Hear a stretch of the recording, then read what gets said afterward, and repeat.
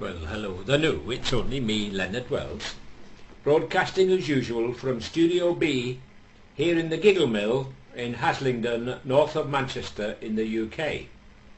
Studio B has the world-famous resident engineer Adolf Apfelstrudel, very sweet chap from Berchtesgaden in Bavaria. He used to be a driver with the AA, but developed a drink problem and joined Alcoholics Anonymous. So he was always known as AA from BB.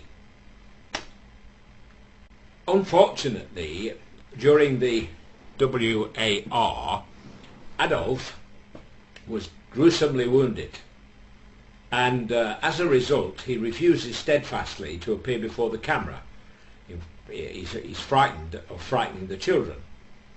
Just occasionally, however, he will wave using a gloved hand for the same reason. Unfortunately, he's a strict disciplinarian and always refuses me any more than a measly 12 digital megaburgers per broadcast, which means that I have to deny you once again the all-time thrill of seeing and hearing my world-famously forgettable rendition of Nessun Dorma. I'm just going to ask Adolf if he's interested in giving you a wave today. What? And hello to you, Adolf. Yes, that's his famous hello. We will just ask him now. What do you think? Any chance you might want to wave? No, sorry, folks. He's had a skinful. He gets horsey like this when he's been drinking. So we'll carry on and introduce you to our two little tales this afternoon. And the two tales...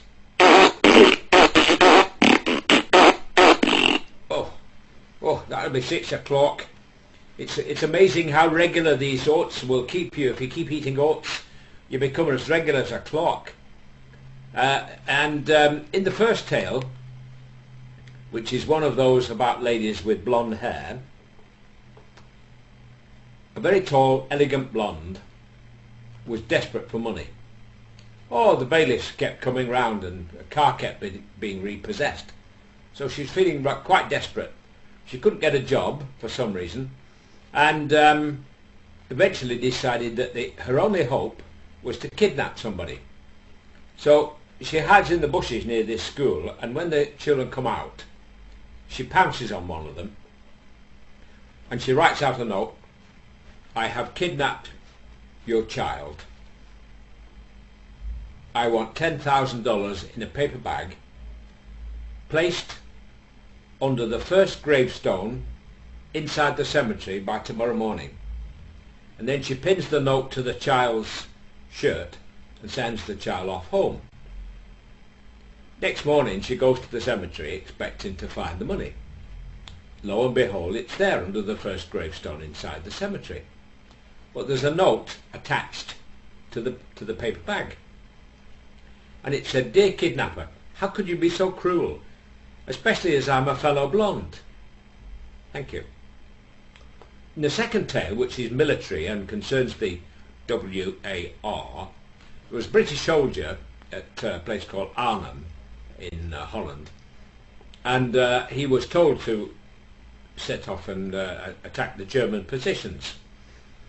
But he said to the sergeant, "I'm sorry, Sergeant, I can't do anything." He said, "I've no rifle, they never issued me with one." So the sergeant said, "Oh, that's not a problem." He said, "Here, take this broomstick," he said, "and just point it at them and go bangity bangity bang." And he said, "It works wonders." "Oh, but Sergeant, I've got no bayonet." So the sergeant gets a piece of straw from the ground and ties it round the end of the broom with a piece of elastic. And he said, "Just go bangity bangity bang, stab stab stab." You see, and he says, it'll work wonders. So he sets off across the field and towards the German position, and all of a sudden hundreds of Germans appear heading towards him.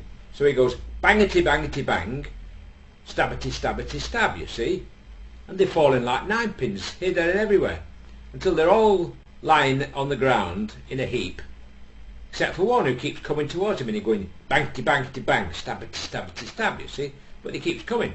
Eventually he comes up to him, pushes him over and steps over him, and as he steps over him he hears that the German soldier is saying to himself, tankety tankety tank, tankety tankety tank. Thank you, good night folks.